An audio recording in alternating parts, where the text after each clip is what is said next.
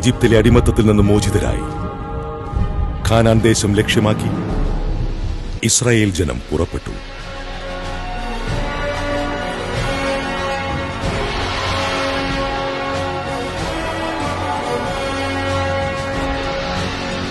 ഈജിപ്തിൽ നിന്ന് പുറപ്പെട്ടതിന്റെ 3-ാം മാസം 1-ാം ദിവസം ഇസ്രായേൽക്കാർ സീനായ് മരുഭൂമിയിലെത്തി.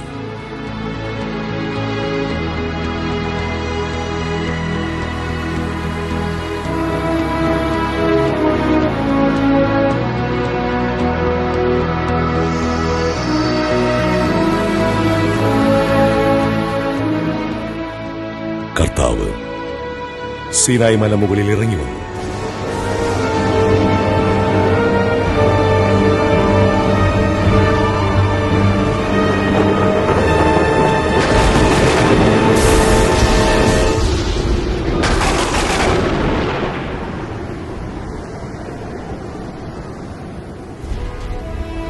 അവിടുന്ന് മോശയെ മലമുകളിലേക്ക് വിളിച്ചു.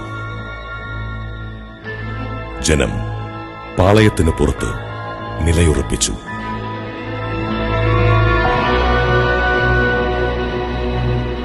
കനത്ത മേഘം എങ്ങും പ്രത്യക്ഷപ്പെട്ടു. കർത്താവ് അഗ്നിയിലിറങ്ങി.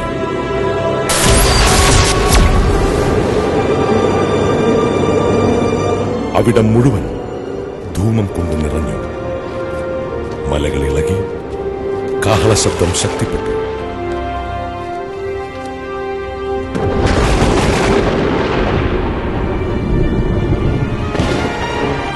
കർത്താവ് മോശയോട് പറഞ്ഞു, ഞാൻ നിന്നോട് സംസാരിക്കുമ്പോൾ ജനം കേൾക്കുന്നതിനും അവർ നിന്നെ എപ്പോഴും വിശ്വസിക്കുന്നതിനും വേണ്ടി ഞാനൊരു കനത്ത മേഘത്തിൽ നിന്റെ അടുക്കിലേക്ക് വരുന്നു.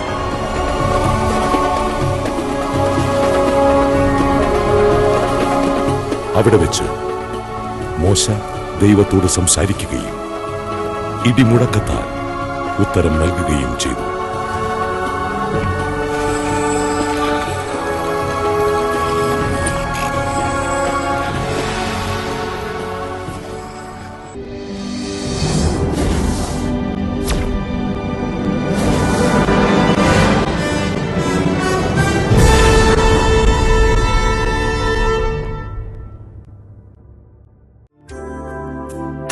ഇരുപത്തിയൊന്നാം നൂറ്റാണ്ടിൽ പാപത്തിന്റെ അടിമത്തത്തിൽ കഴിയുന്ന ദൈവജനത്തെ സ്വാതന്ത്ര്യത്തിന്റെ നാട്ടിലേക്ക് നയിക്കാൻ ലോകപ്രശസ്ത സുവിശേഷ പ്രഘോഷകനായ ഫാദർ സേവിയർ ഖാൻ വട്ടായിലച്ചനിലൂടെ ദൈവം ഇന്നും സംസാരിക്കുന്നു.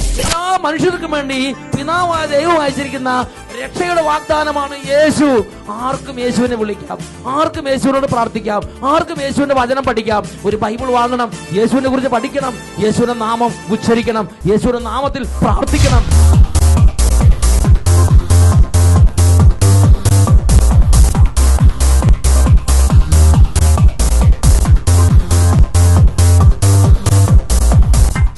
പേരെഴുതി നിന്നെ ഓർത്ത് നിനക്ക് വേണ്ടി കരുതി നിനക്ക് വേണ്ടി ഒരുക്കി കാത്തിരിക്കുന്ന ഒരു പിതാവുണ്ട്, കാത്തിരിക്കുന്ന ഒരു ദൈവമുണ്ട്, നിനക്ക് വേണ്ടി ഒരു സ്വർഗ്ഗം ഒരുക്കുന്ന ഒരു അപ്പനുണ്ട്.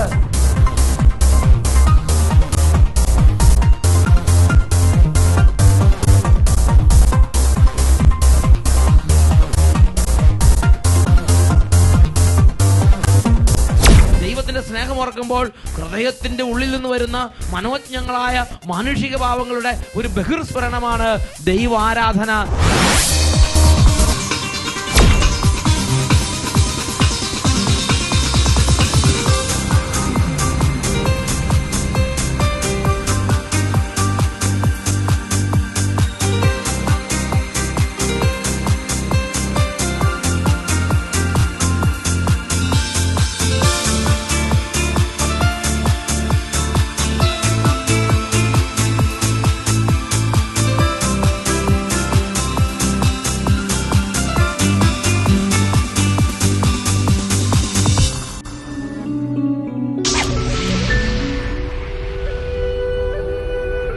ആദിയിൽ വെള്ളത്തിനു മീതെ ചലിച്ച ആത്മാവ്, രൂപരഹിതമായ ഭൂമിയെ രൂപപ്പെടുത്തിയ പരിശുദ്ധാത്മാവ് തീനാവുകളുടെ രൂപത്തിൽ ശിഷ്യ സമൂഹത്തിന്റെ മേൽ ഇറങ്ങി വന്ന പരിശുദ്ധാത്മാവ് ഇന്നും അച്ഛന്റെ ശുശ്രൂഷകളിലൂടെ അനേകരെ ആത്മീയ ഉണർവിലേക്ക് നയിക്കുന്നു.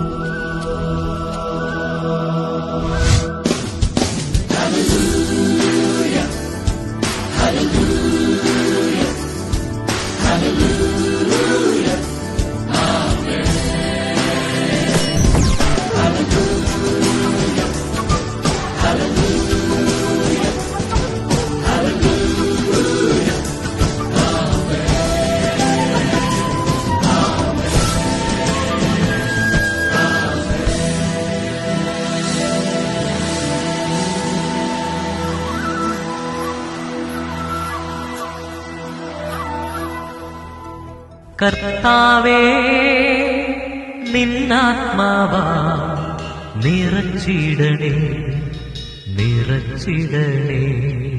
കർത്താവേ, നിന്നാത്മാവാ നിറച്ചിടണേ, നിറച്ചിടണേ.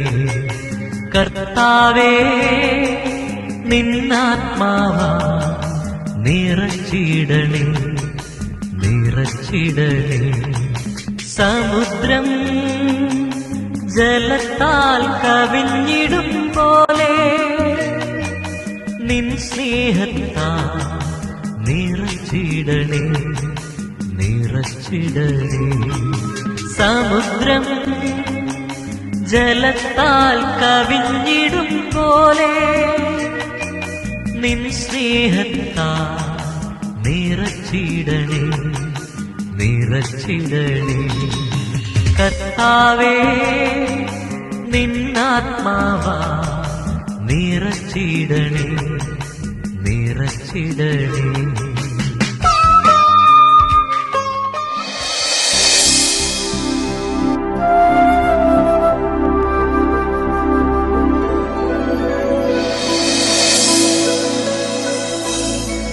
ആയിരത്തി 1990-കളിൽ ആരാരും അറിയപ്പെടാതിരുന്ന ഒരു കൊച്ചു മലയോര ഗ്രാമം അട്ടപ്പാടി.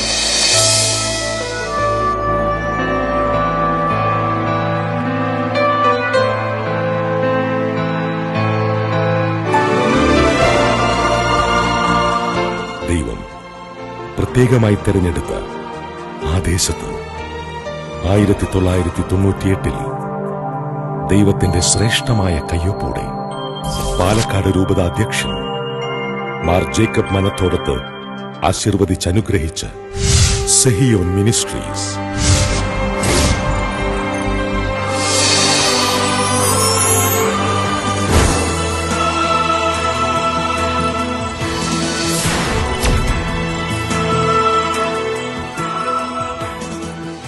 ഇന്ന് 30ഓളം മിനിസ്ട്രികളിലായി ദിവസം തോറും ദൈവവചന പ്രഘോഷണ വേളയിൽ വ്യാപൃതരായിരിക്കുന്ന, ദൈവവചന വിശകലന ദൗത്യം ശിരസാ വഹിച്ചുകൊണ്ട് സ്വതസിദ്ധമായ ശൈലിയിൽ സേവ്യർ ഖാൻ വട്ടായലച്ചനിൽ ദൈവമനുഗ്രഹിച്ച അതിതീക്ഷ്ണമായ വാക്ചാതുര്യത്താൽ സഭയുടെ ശുശ്രൂഷകൾ കടലുകൾ കടന്ന് ഇന്ന് 7 ഭൂഖണ്ഡങ്ങൾക്കുമപ്പുറം പടർന്ന് പന്തലിക്കുന്നു.